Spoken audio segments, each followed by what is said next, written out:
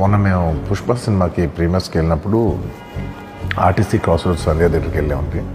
అక్కడ అనుకోకుండా crowd turn out ఎక్కువ అవడం వల్ల నేను సినిమా చూసి వచ్చిన తర్వాత మాకు తెలిసిన విషయం అంటే నెక్స్ట్ డే మార్నింగ్ దట్ ఆ క్రౌడ్లో ఒక ఫ్యామిలీ వచ్చారు. ఆ ఫ్యామిలీ కొంచెం దెబ్బలు తగిలినాయి. ముఖ్యంగా ఒక lady, the mother of 2 children, ఆవిడ రేవతి గారని, ఆవిడ నెక్స్ట్ డే మార్నింగ్ అన్ఫార్చునేట్గా ఆవిడ ఆ తొక్కిస్టాట్లో దెబ్బలు తగిలి ఆవిడ చనిపోయారని తెలిసింది.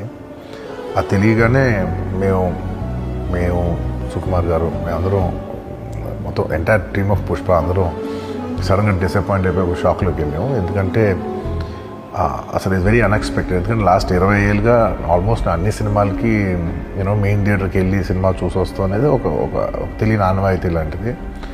అండ్ ఇన్నేళ్ళుగా ఎప్పుడు జరగలేదు. సడన్గా ఇది జరిగేసరికి మేమందరం కూడా చాలా డిసప్పాయింట్ అయ్యి చాలా షాక్లోకి వెళ్ళాం.